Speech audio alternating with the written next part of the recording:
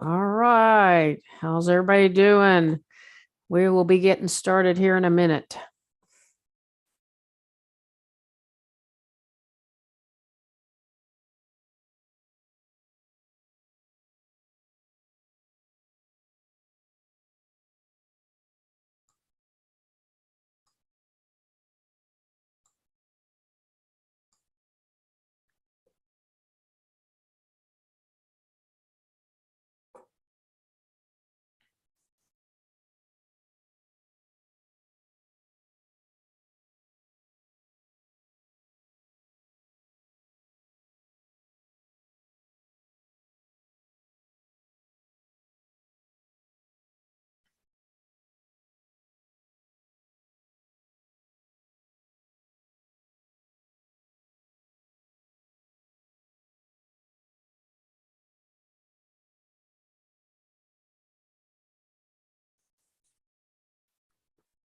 All right. Welcome, everybody. We're at top of the hour. This is the entries and exits session, and we're looking at swing trades and how we can enter trades, add on to trades, and when we should exit trades if we're trying to take swing trades.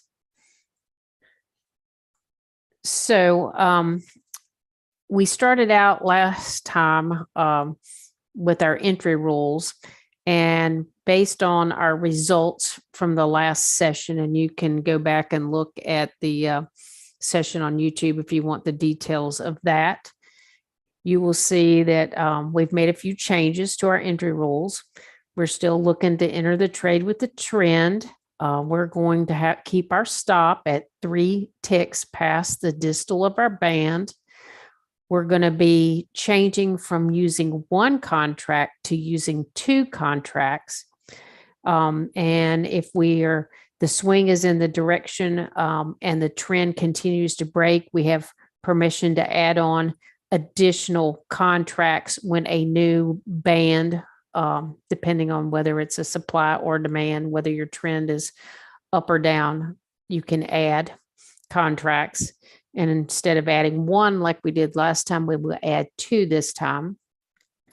And we'll look at when we have our trail stop strategy, if we have a band that we're going to enter in and that trail stop exceeds or is equal to the trail stop band with using the 3 ticks and the distal, and I will be showing you guys all this on a chart.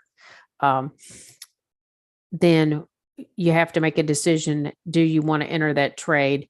For the purposes of tonight, I showed 2 options, either taking both contracts off at 1-to-1 or just not taking the trade at all. So for our trail stop management, we were trailing by 3 bases once price hits a 1-to-1 move away from the band. All the additional contracts that we add on as we're trying to follow the swing trade, we'll use the trail stop, not the stop for the band, which would be the distal of the band plus 3 ticks.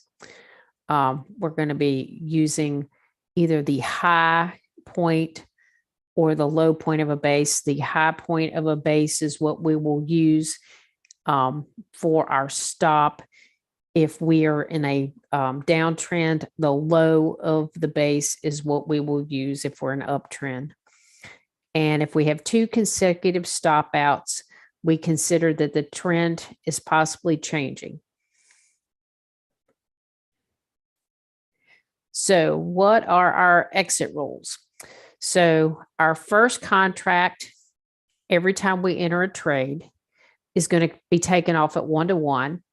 Our second contract will come off when the trail stop is hit, unless we're in a situation where trend is questionable and we make a decision to take both of them off at 1-to-1, or if we think that based on the signals that we're seeing, the stop for the band we're entering actually being at the same or higher location than our trail stop, then we would just take 1-to-1 for both contracts. So, and then if we're in a situation where our trend is not confirmed by what's going on, we would exit at 1-to-1. So let's go ahead and go to some charts here.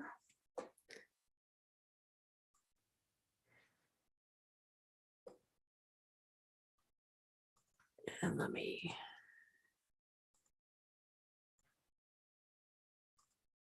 All right, take you back here.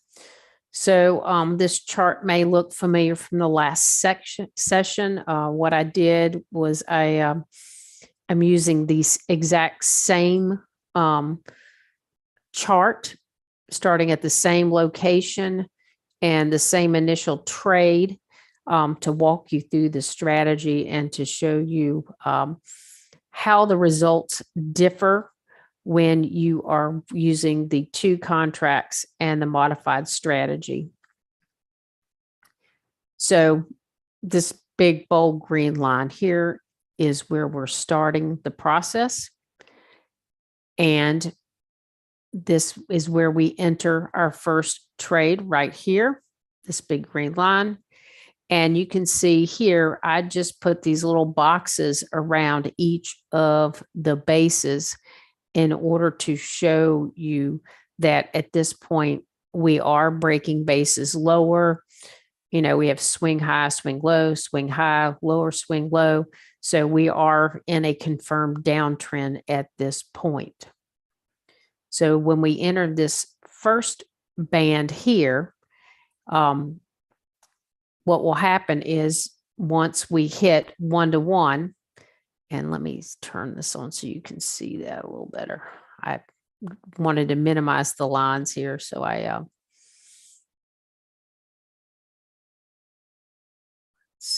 extend. So you can see here is the lines for this band, and here is the 1-to-1 point. So price enters the trade here. We come down, we actually make a new band, and price continues lower. So at this point, we've made our 1-to-1, and the number here represents the total value of the 2 contracts of the trade. And so as we go down through, you will see how we can achieve this $1,031 on this band. So we've hit our 1-to-1, and then since we've hit our 1-to-1, we now start having permission to trail.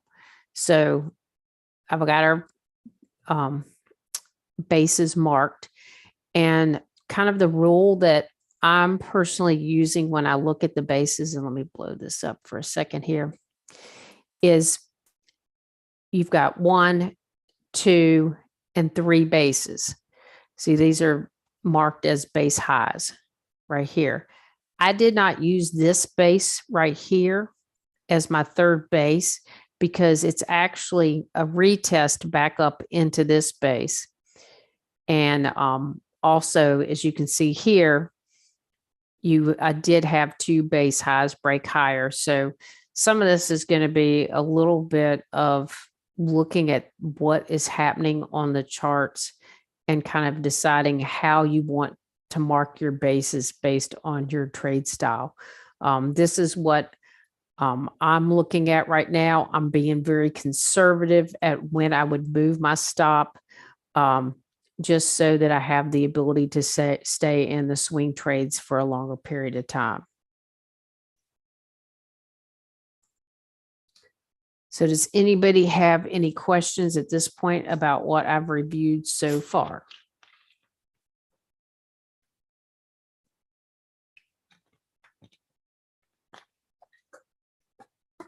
Okay.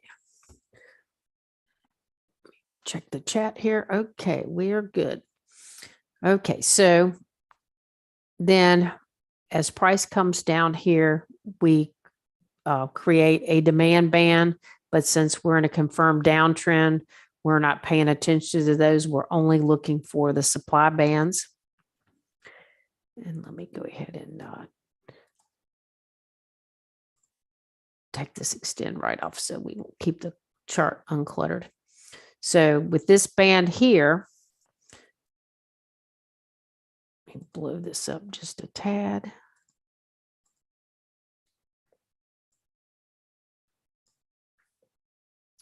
So you can see the band here. Price came in to the band. Now, for this band, the trail stop at this point would have been just slap a line on here so you can see that the original band, we hit our 1-to-1. So we're trailing 1, 2, 3 bands. So our stop would be right there.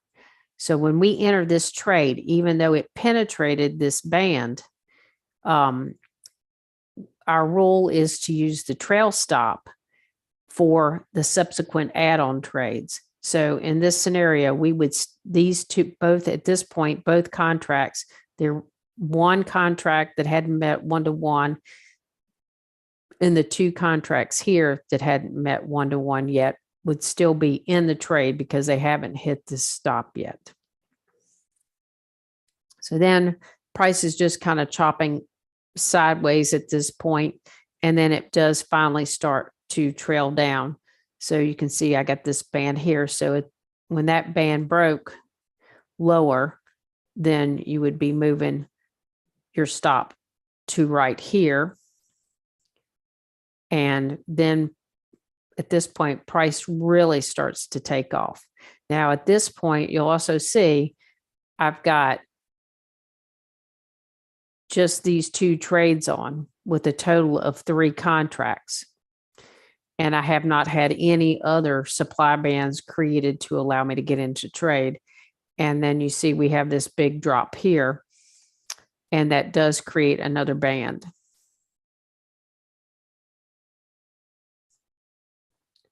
So at this point, once we break this band here, if we look at our where we want to position our stop, at this point, I've got 1, 2, 3 bands. I could put it right here, but because I've had all this sideways chop action, I'm just leaving my stop up here at this point. And then you can see here that we get into the trade here with 2 more contracts. So at this point, we've hit 1-to-1 on the first trade and the second trade. So I've got 2 contracts.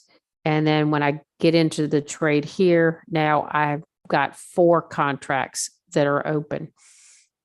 So looking at the strategy and understanding how many contracts you're going to be holding at a time is important, because that will help you understand what account size you need.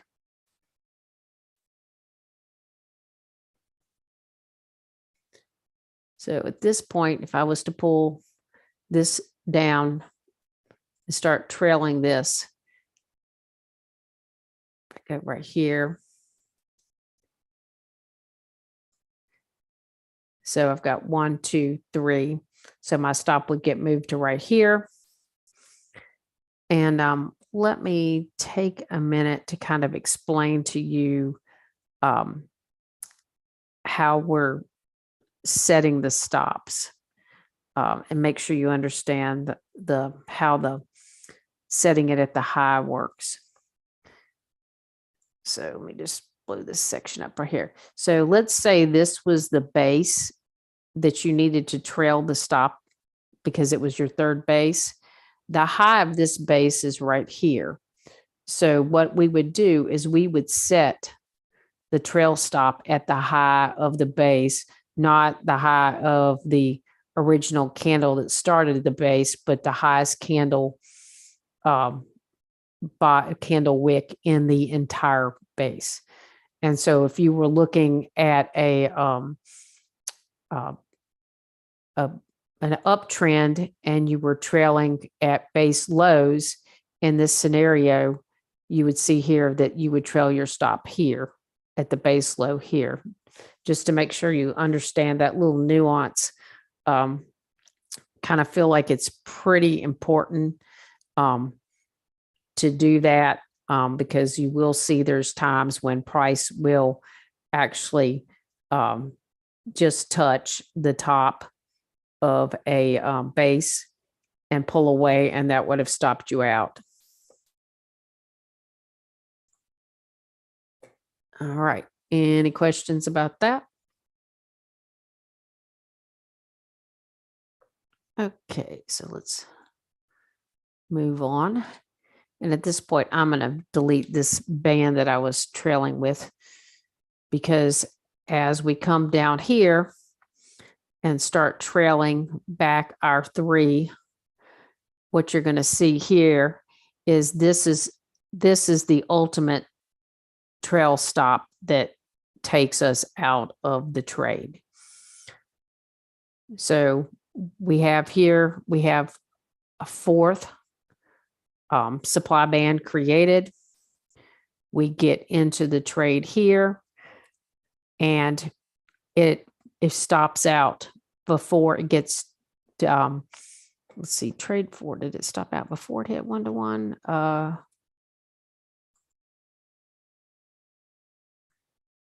Let's see. So yeah, so this one stops out on us, and so we end up, we get 1-to-1 on one contract, but we stop out in the second contract.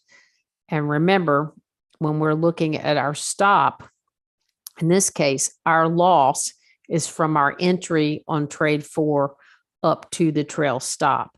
So we ended up losing $46.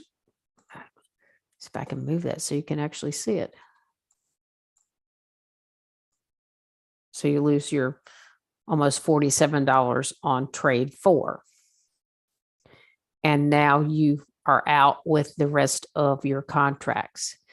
And so you ended up at this point minus $47 on trade 4. Trade 3 with the 2 contracts, you ended up with about $265. Trade 2 was $765 from the 2 contracts. And then trade 1, your original trade, was $1,031. So pretty nice run there. So the strategy, is looking pretty solid at this point. So let's see what happens if we're able to get back in. So remember, our rule is if we end up with 2 stop outs in a row, at that point, we would decide that the downtrend had ceased. And so what we're looking for now is are we going to continue to see this downtrend hold? And you can see we've got a bunch of just sideways chop here right now. And we don't have any opportunities to enter. So here, price starts trending down. We get a new band. So that gives us our 5th opportunity to join the downtrend. And you can see price comes back in here. We jump in. And at this point, we are again hitting 1-to-1. And let me see if I can show. I didn't leave the band on there, but this price goes on and hits 1-to-1, and we take 1 contract off.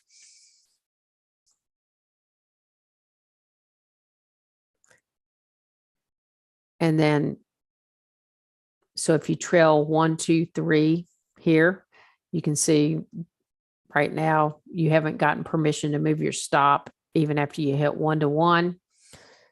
And then eventually you do get this base right here, which could allow you to move to right here to trail your stop.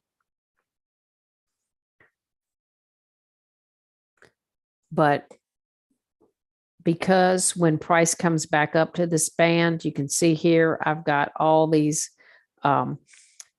these base lows where the lows are in control. I only took this trade at 1-to-1 for both contracts because I was seeing this sign of strength. And anytime I see two or more bases breaking higher back into a band, that makes me a little more conservative. So at that point, I would just take 1-to-1. And that's what I did here. And so I just scalped my $187 out of this and let it, and didn't try to get more out of the trade because of just the way the trade was looking. So the next band here, you can see, again, when I looked at this trade, I was hoping that it would continue to trend down, and it was starting to show more weakness. But what happened is the first contract made 1-to-1, but the second contract got stopped out. So I ended up in a wash with trade number 6.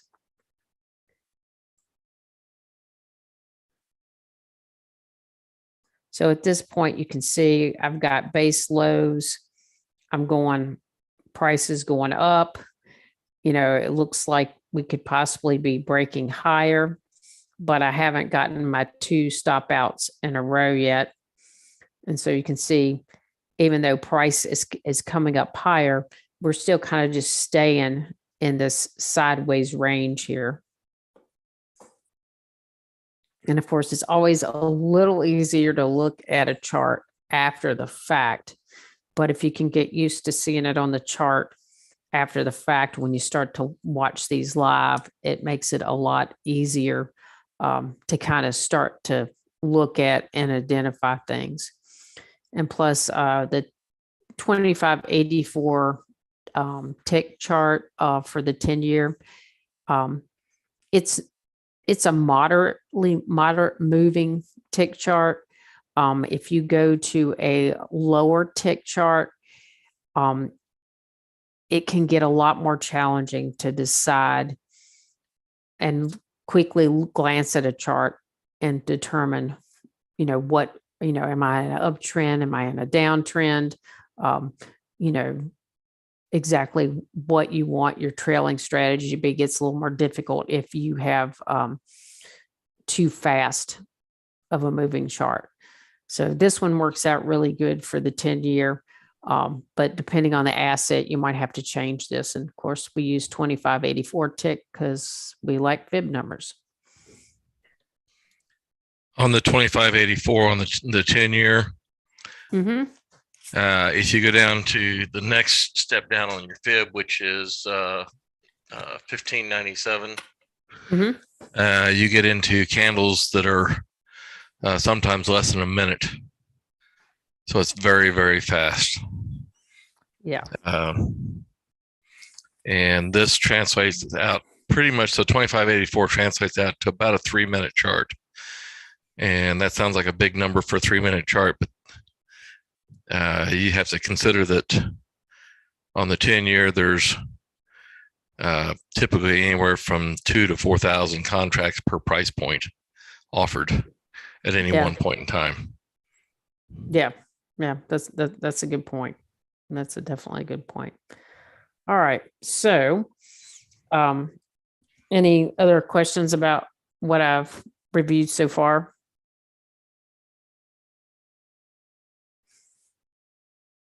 All right. So as I said, we've got this sideways movement going on. We're seeing the base lows taking control. We do go ahead here and we make another supply band, and price is moving away nicely. And so it's showing us, a continuation, making you feel pretty good about the downtrend. So what we do at this point is we go ahead, and because we have not broken this swing low, I just took the 2 contracts off at 1-to-1 and took the $187 and ran with it. rather than potentially, because when I see this sideways motion and I'm not seeing these swing lows broken, to me, that's just a sideways trend. And my experience is if you're in a sideways trend, you're better off just taking your little 1-to-1 bits and moving on. And so that's what I did for that one. And you will sometimes leave money on the table, but I'd rather be a little conservative. And and then price comes back up, and based on where our stop was, let me do this so you can see where that was. You can see here, it came up a little bit above the original supply band and then fell away again. And so it actually made a new supply band. And so then I got back, price very quickly came back into this band. So I took 2 contracts. But again, at this point, I still didn't have any strong confirmation that price was going to continue down. So I just took the 1-to-1. So, but I mean, that's not too bad. I mean, $187 each time. And you can see here. Yes. So how much time do you have in there? I was just looking at this from the first point of entry, which is 3:24 in the morning. Well, no, it's not that. It's 11:30. Which one? You looking right here? Yeah. So that's the first point of entry? Actually, yes, this is the point of entry right here. And you can see that see if I can get this stuff. So it took 24 minutes. Yeah, 25 yeah, basically. minutes. Yeah. So, hey guys, that's $360 an hour. Seriously, look at it in that aspect. Now, that's, but yeah, not bad. I mean, yeah, interesting. Well, as I finished going through all these trades, you're going to be kind of a little surprised at how things turned out. They're not going to turn out like you expect. Yeah. Which, again, comes back to rethinking things we've been taught. I'll just leave it at that. So at this point, we do get another band here, and price moves away, and so at this point, we're now got back to having our 1, 2, 3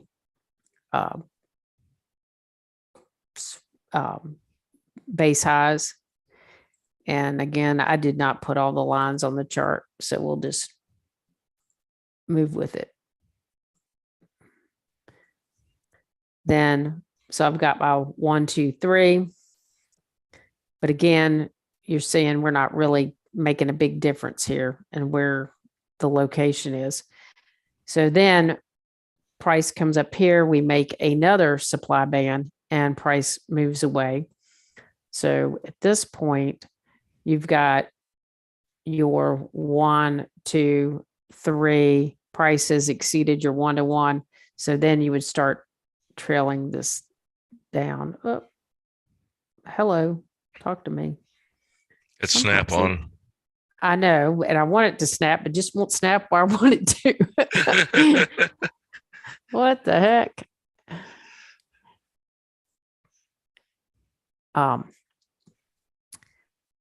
So I've got my 3, and you end up creating another little supply band right here. And even though price goes through it with the 3 ticks, stop you would not have got stopped out. But in all reality, at this point, we got 1, 2, 3. Our stop when we trail it would be right here for this trade, because once we're starting to add contracts, our stop is always to the trail stop. And so that's, where you're giving it breathing room to move. And so then we get 1, 2, 3. At this point, we've hit our 1-to-1 and we start to trail down. And ultimately, here, let's just delete this one. Oop, well, that's not what I want to do. Okay, because ultimately, this is the trail stop that we get stopped out on. And so you've got your 1, 2, 3. And then price continues to move down. And I think I missed marking one. See, that's what I had a little issue with TradeStation today. Imagine that, right? You have a, yeah. So, and then I've got another one.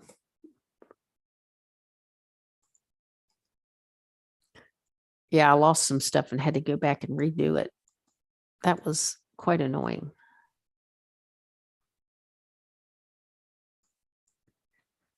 So you get your 1, 2, 3. So that's ultimately, you ended up with another supply band here, and you ended up stopping out and losing $93 on this one. So this was your first stop out. You create another supply band right here, looking at taking it at 1-to-1. And interestingly enough, when you actually add the 3-tick stop, it puts you at the current trail stop.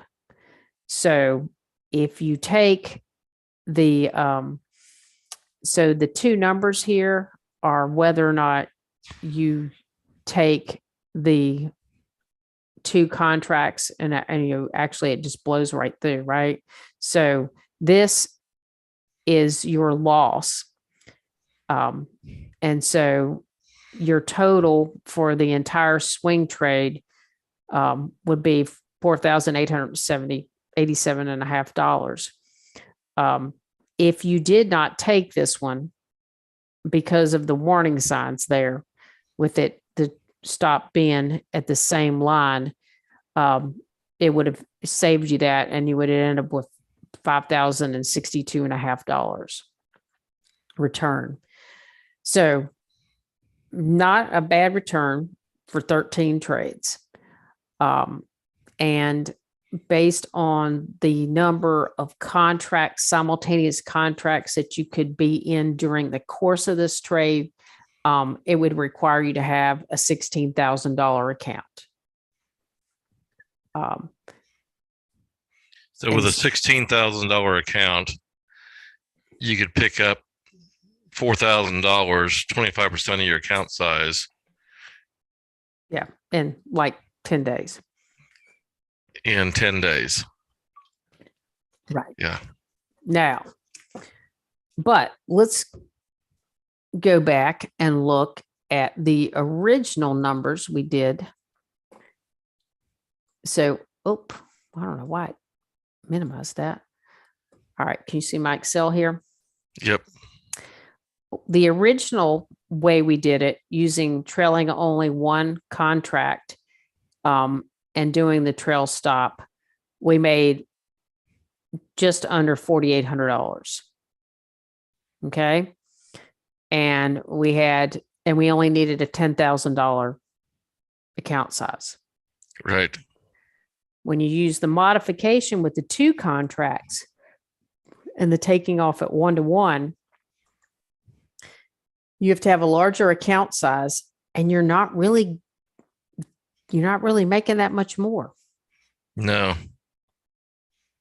So I thought that was pretty interesting. Just kind of makes you reset your thinking a little bit. Yep. So,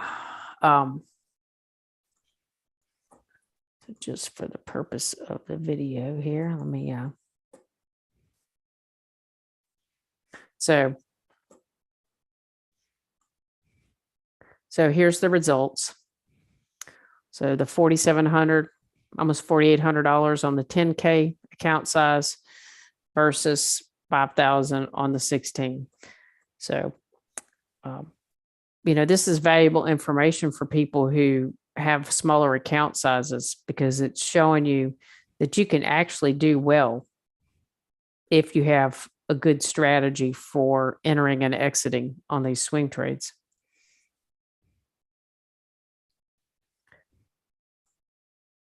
So, having looked at this, other considerations to think about when you're looking at your entries and exits are things like, does the time of day matter? Does how long it takes to reach the first target, the first 1-to-1 target matter? Does the band size matter? I know, Doug, you have some data that shows that on the 10-year, if you have a band size greater than 8 ticks, your likelihood of hitting 1-to-1 is very slim. Yes, I actually went through some of that today on the 5-year, and the best tick width was 3, and then the next one was 4. And once you get into 5, then you see a significant drop, and 6 was even worse. So if you just traded 3 and 4 with ticks, it actually gave you a 73% return rate. Wow. So that's on hitting 1-to-1? It's hitting 1-to-1, yes. Nice. That makes for a nice looking P&L. Yeah. Yep. Yeah, that greatly reduces the number of bands you're looking at. But hey, I would rather take quality than quantity. Oh, yep, I agree. It's definitely. Quality over quantity every time. Yep. Excellent. Yeah, and so other things I was thinking about, if as we looked at those charts, we had all that sideways chop. You're not breaking the range that price is traded. Looking at kind of the impulse and correction there. So that's a consideration, and when you think about how you want to trail something. And then what happens when you have a really strong trend? When you get a lot of those extended range candles, do you need to trail differently in that scenario? Because of, you're not creating bases, because you're just getting one big candle after another. And we have an example of that on the chart we can look at. And then, when you're seeing, a change of direction, do you let that, even though maybe you don't have the confirmation of the 2 stop outs in a row, what do you do? In this scenario, when I started seeing some evidence of sideways chop and the possibility of a change of direction, I just took a more conservative approach and took the 1-to-1 targets. And in this case, it was actually worked out really well, but it might not always be that way. And then another consideration is, if you're in these swing trades, should you consider exiting at a certain time of day? Once the markets the regular trading hours are over, does price action just chop sideways? So I wanted to, with these thoughts in mind, go back and look at the chart and see if there's any other things we should think about doing as we look at trying to optimize this approach. So let me end this real quick and get back here. So what I'm going to do to help this is I'm going to first turn on the session tool, and it will show us what I did is I programmed it with the regular trading hours, which are from 7:20 in the morning to 2 p.m. And you can see now it's just highlighted. Eastern time. Oh, that's exchange time. I don't remember what exchange, what is the interest rates? Okay. So that's exchange. I think it's central in the exchange time. Central. Exchange time is central for TY. Yeah. That's what I was remembering. So let me scrunch this up a bit so you guys can see a little bit. It gets a little busy, but you can kind of get a feel for what things look like here. If I can move the chart.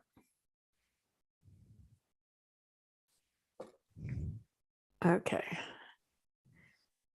So you can see that the green blocks here are the regular trading hours. And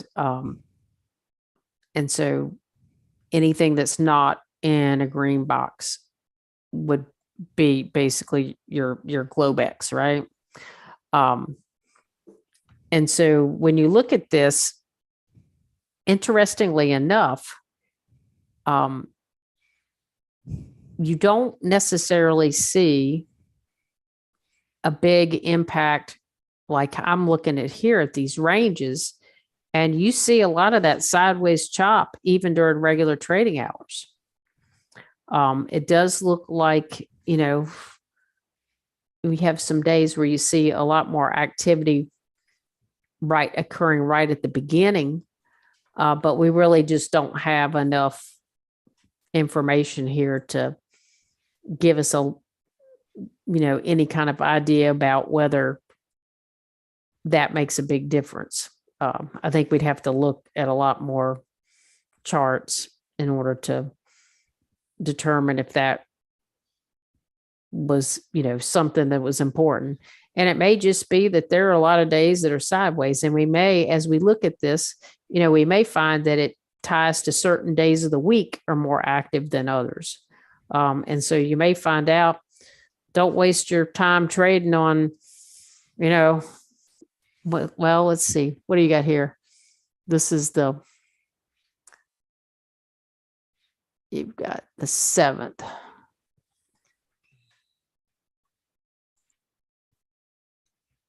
7th is a Monday. So it looks like Monday, Tuesday, Wednesday didn't have a whole lot going on.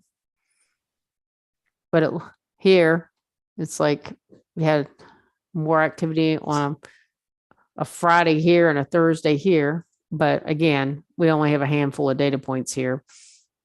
So we'd have to look at more of that to determine if that made a difference. So I'm not sure that tells us a whole lot at this point. So let me turn that off.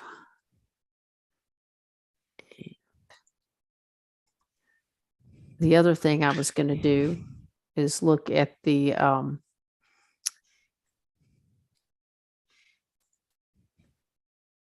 if you look at the impulse and correction and looking at, the sideways action, if you're not, breaking those ranges, we can look at that and see if that makes a difference. One thing that I've done with the session tool is break out like 3-hour or 6-hour groups of time, and then just quickly scan through those groups of time and look to see what it was doing before that and what it did during those time frames and see if there's a pattern there. So far, I haven't found a lot of success, but doing that, but it's another way of using the session tool. Oh, yeah. No. And you using that in conjunction with the impulse correction. Yeah. And this might be one where we might need to look at the different sessions, the Asian versus the London versus the was it Asian, London, the US. There's one more, right? I'm trying to remember what it is. Aussie, Australian session. Yeah. Yeah. If you looked at those sessions, because, everybody's I've learned, like with copper, my best trades are at night. So, that's the other thing you always need to look at is, now there's trade desks around the world. They're trading in every time zone.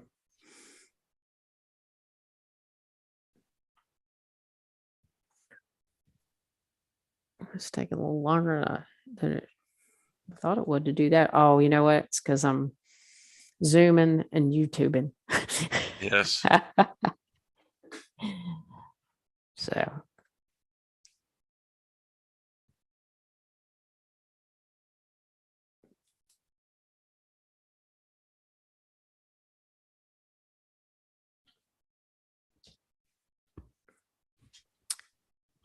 So looking at kind of like what would be some of the next things to consider in this scenario right here, got a awesome example of price trending really well. But I thought it would be interesting to take the same strategy and just pick a point in time in the charts where things are a little more sideways to kind of understand if you're not in a trending market, would this entry and exit strategy, could you make money or would it just chop you up? Kind of put it in an area of the chart that's just kind of flat. Is what I was, I have actually tested that. Mm-hmm. And when you're in a sideways market, you're far, far better off taking 1-to-1s. Mm-hmm. And, even if you do 2 contracts at 1-to-1, you can still make significant money. And here again, it comes back to finding the bands that hold best 1-to-1 for that particular market on that particular interval. Yep. That is true. Yeah. Cause there are some markets that your best 1-to-1 time frame is actually, a pretty high time frame. You're talking like, 21 or 34 minutes. Not even looking at a tick chart. So you can see, let me blow this up a little bit.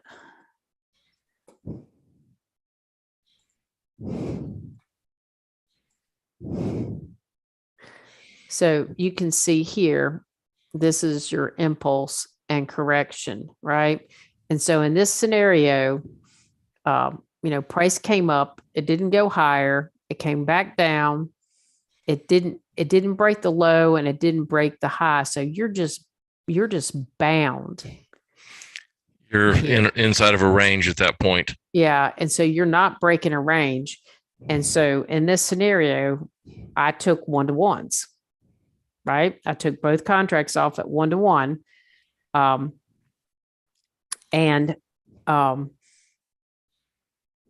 With in both of these, I would have actually, if I had trailed the second contract, I would have made more money. in this scenario, because you got in here, hit 1-to-1, came back up, made a new band, got in, hit your 1-to-1, and then these would have trailed down.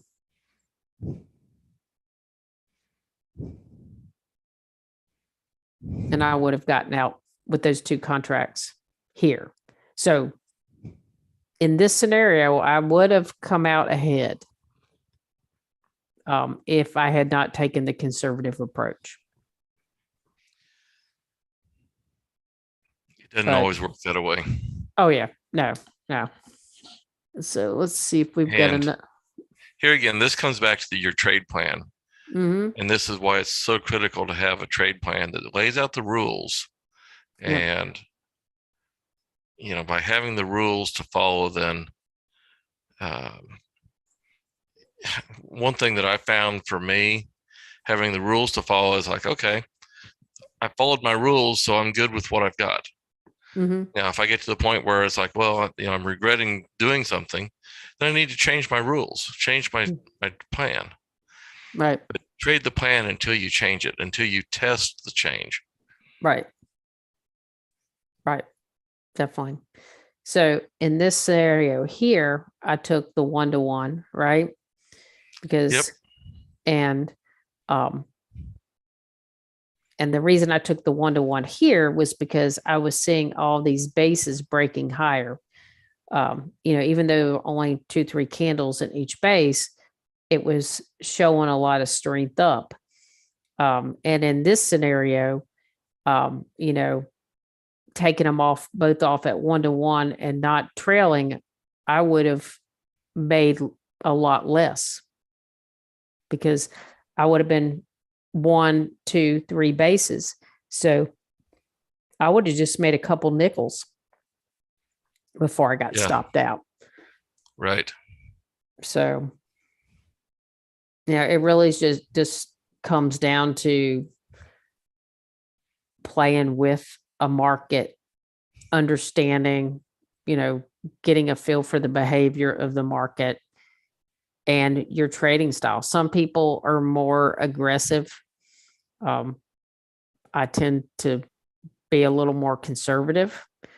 I'd rather take the 1-to-1s than to, and maybe miss a bigger runner, because obviously back here in this scenario, it was and that was a pretty big difference. Let's see here. Let me put snap on.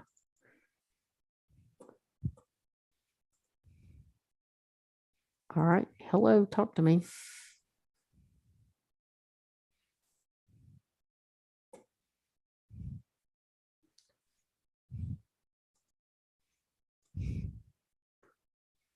Where'd my live go? Am I missing it? Did it disappear on me, Doug? I don't know where it went to. It had a mind of its own, I guess. All right, so we're going down to here. There you go. Yeah, that looks better. Yeah. So,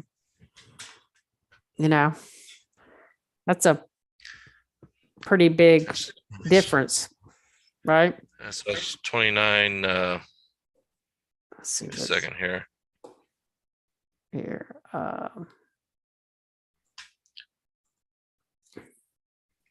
$906. $6. Yep.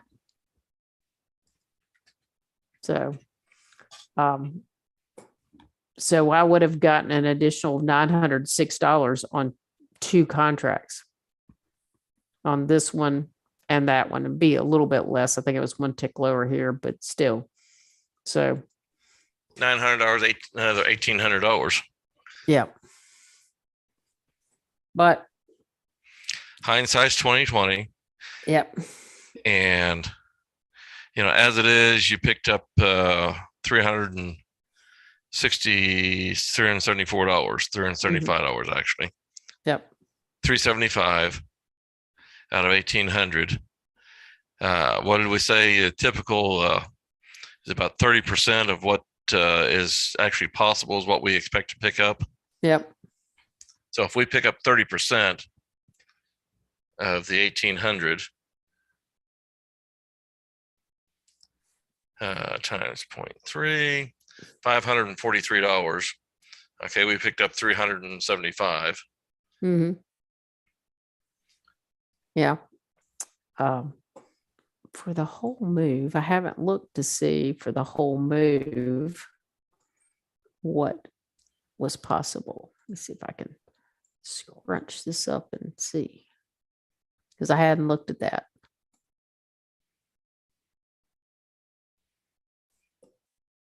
Can I scrunch this up enough?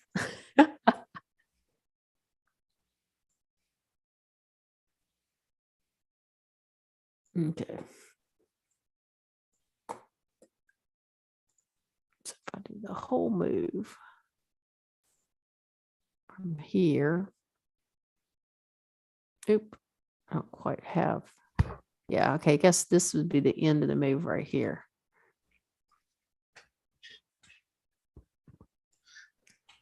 So,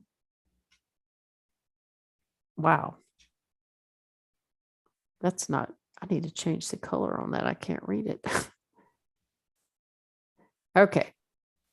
So for the 8-day period, to 12.5. So let's see what that is. 212.5. Mm-hmm. That's 2,000. Let's see here. It's $1,000 per point. Yeah. So 12. that would be 390 for the 12 and a half. So 2390. 2390. Mm-hmm.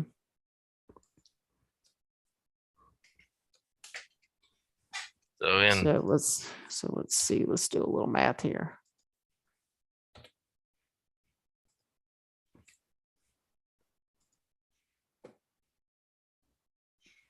So it's kind of interesting because you actually plan the ins and outs. You made twice the amount of the entire range because we had $5,062. So you made 211% taking the two contracts and playing the bounces. Yep. And that's one of the things that we figured out, a few years ago, is there's a lot more money to be made by these smaller short trades than there is trying to get in and stay in for long periods of time. There's more work at it, there's more risk, but the reward is significantly greater. Yeah. Yeah. And, obviously this strategy, you've got to have a little bit larger account size. But if you have a smaller account size, you can take the strategy on a micro, right. And find the right, time frame or tick and work it out as well. Even if you're taking one contract at a time on this and getting in and getting out, it doesn't take long to build a bigger account size with by trading this. And because it's a relatively slow moving market, but it's a high volume, slow moving market. Mm-hmm. And I find it actually easier to trade than some of your fast moving markets. Yeah, I can see that. It's a little harder to get in, a little harder to get out. I had a trade in the 5-year today that hit target, I think 5 or 6 times before it actually filled. Yeah, and that's probably something we want to make sure everybody's aware of on the treasuries. Especially, you may have a band and price may come and just touch the proximal of your supplier demand band. And if you, come in that morning and set a trade and that band has been there for any period of time, and even sometimes on fresh bands, there's just so much volume at that, demand or supply at that price point that you may see that price may have to, come back and touch that band several times for you to actually get filled on that trade. And this, likewise on the targets, you see the same thing. I tend to see it more on the entries than the exits. I don't know what you're seeing, Doug. Typically, I'm seeing it, well, depends on the stop exits. You get filled, well, not every time, but because I've had stop exits that didn't get filled when they hit. Now, the interesting thing about that is there wasn't enough volume to fill all the exits that were there. That's why you don't get filled. Yep. So, anyway, that's but you definitely, it's harder to get in than it is to get out. I'll put it that way. Yeah. For getting filled at a limit price. Yep. Good point. All right. Well, we are just now hitting 8:00, and I want to be respectful of people's time. So thank everybody for joining in. And like I said, want to play a little bit next week, looking at what happens in a sideways market, and we can compare our conservative versus aggressive strategies and see, just kind of have an understanding of how that'll work. And then if you guys have any different entry and exit strategies that you would like for me to go through, analyze, mark up charts, try to put a trade plan around, feel free to reach out. You can put something in the chat, or you can go and put, you can reach me in the Foundry. You can actually go to the when you log into the website, you can actually find me through the chat, or you can put a message in one of the blogs and we'll see it. And from there, we'll see if we can't work something up to test out what you're talking about. Sounds like a plan. Thank you, Lisa, for all your hard work. This is good information. Yeah, you're very welcome. All right. We will